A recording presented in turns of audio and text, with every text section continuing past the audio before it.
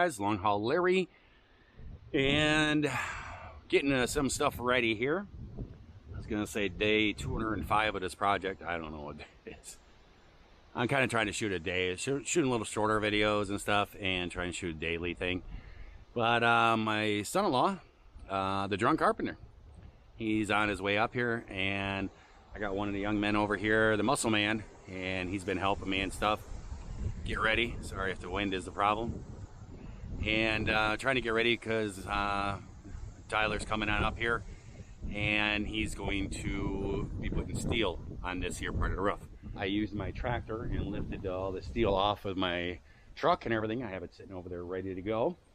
Just have to take all the packaging off of it, but that's ready to go. And I'll show you what I was doing here up in the roof. Ooh, my camera just fell a little bit to get this ready. So that's the roof the steel is going onto.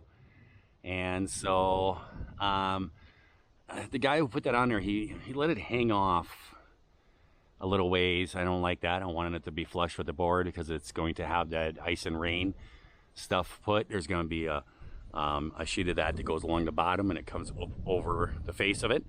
So I got we've already gone up there and chalk lined it, and I'm going to be going up there and cutting that off and getting that even.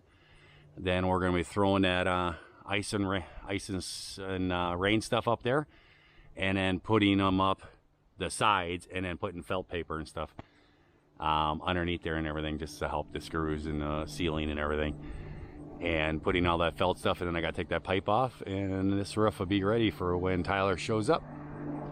And we're getting bombed from 1942.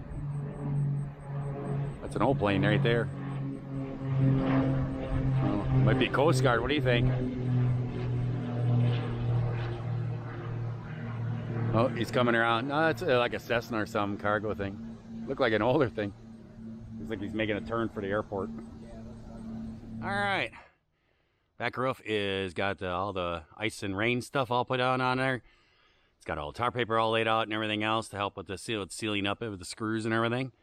And we got it all marked out, and we came up to a conclusion. By the way, we got Mr. Drunk Carpenter here on the presence, or on the property. In presence. I don't know, something like that. He is here, and he's going to be putting the steel up for me. And we came up to a little conclusion. The other guy that made all these what do you call them, trusses and all this stuff and laid us up there, I told him 20 feet. For some reason, he made them about 8 inches shy of the peak and didn't do it right. He put such a big overhang. I was not able to actually function and be up there and see what was going on. But he made such a really big overhang on here. And those are the longest boards I can get. I didn't care if it had 3 inches. But the thing is, we put a tape measure, and I asked him to measure. I said, what size steel? What's the size? And he measured. He said 20 foot. And I says, you don't need any longer, 20 foot 6 inches, 20 foot 3 inches. And I said, I can order whatever I need. And he said, no, 20 feet. We put a tape measure and measure from the edge of the roof up. It's actually going to be short to hit the ridge cap, which is really horrible because I drove all the way over to get the steel in its special order. I cannot return it, everything else. So Tyler has come up with the idea. We're going to put the sheets up to the peak where they need to be, and we're going to leave them short. And I have to order all the steel for the sides and everything. And what I'm going to do is order like a 10 or 12 foot extra piece, have it delivered to Marquette, so it isn't such a long way to go. And it'll take a couple weeks or whatever. When that piece comes in, I'll cut it in 2 foot sections, and I'll just pull the bottom screws off the bottom row and just slide the new sheet underneath that sheet. It'll be about a foot to foot and a half up underneath the sheet, and it'll overlap it and stuff. That's how they do it on really long roofs anyways. They just overlap the steel. So that's the way I'm going to have to do it, and it's kind of sucks, but it's what's going to happen. I think I'll put a bead of silicone on a joint to make sure that if it does have ice on it and it backs up or something, it can't get into the seam and everything. But it sucks, but there's nothing I can do about it right now. I have all the steel laying here, and basically we're just going to lift this up there, put it in the tractor, I think. I'm not really sure yet how we're going to do it. We're going to try it and get it up there and start screwing it in. We'll see what happens. Well, guys, Tyler, the drunk carpenter, was here, and he was able to get all that steel up there. He just had to bookie out. He was actually going to stay and help with the other side shingling, but my granddaughter, she is not sleeping well here. And so they decided that they should cut out and go back a day early. And so she comes before everybody. So he helped get the steel up, and my other help has arrived, and they're over there working on shingling. And I'll show you what's happening over there. But he did get the steel all up. Now it is a shy. It's shy 6 inches of the edge. And when we went to call the steel, I'm like, wait a minute, we got an extra piece of steel here in this bundle. I ordered 9, and there was 10. And I was like, what? And one of the sheets, when it was going up, the first sheet, he was not very experienced in it, and it got crinkled over. It was actually my fault, and it kinked a little bit. And we fixed the kinks and put it up there, but there was a couple kinks in it. So the extra sheet, we were like, hey, cool. So we pulled that sheet out. Well, he pulled the sheet out with the kinks in it and put a new sheet up there. And then we took the old sheet, and he has it all cut up, and it's laying over here in 2-foot sections. And so like 1.5 feet of it is going to go underneath.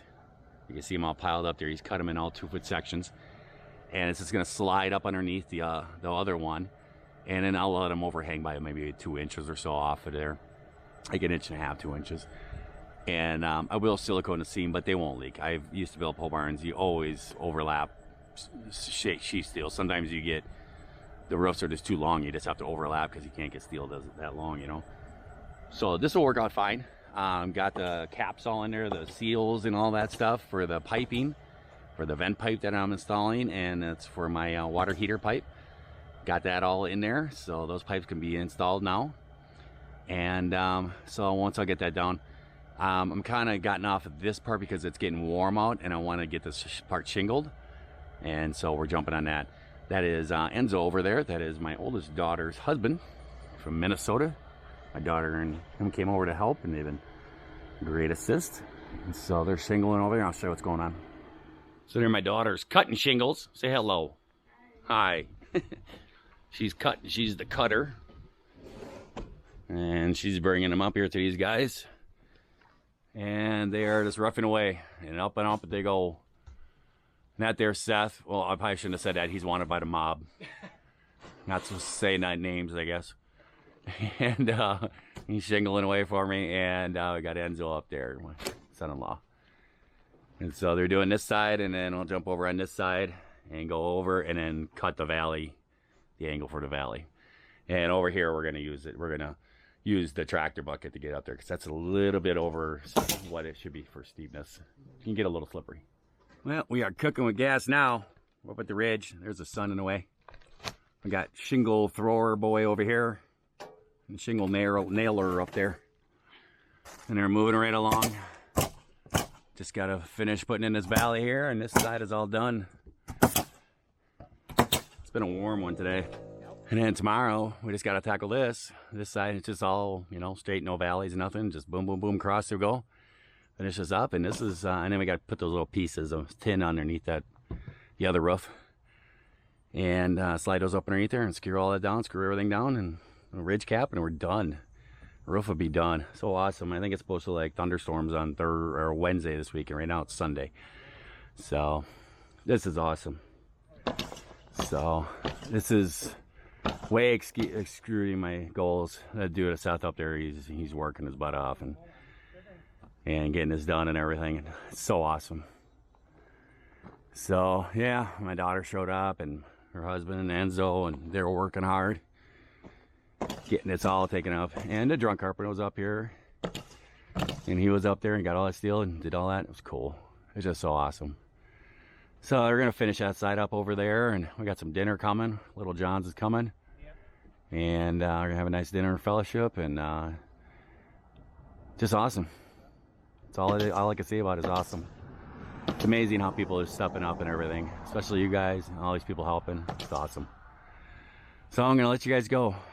I'm gonna hope that everybody has a great day, great night. So watching this here video, and if you're not, you can certainly try it all over again tomorrow. And I know that you guys, some of you guys are new subscribers and stuff like that, and new followers. You can also look down in the description, and there's a link to a website for my book. If you haven't heard of it on stuff, yes, I did write a book. I was able to actually spell a few words and write a book. And I know a lot of people like it, a lot of people have it, but if you don't, want to check it out, it's called Truckerology. So I'll put a link down in the video description. You guys can check it out. See ya.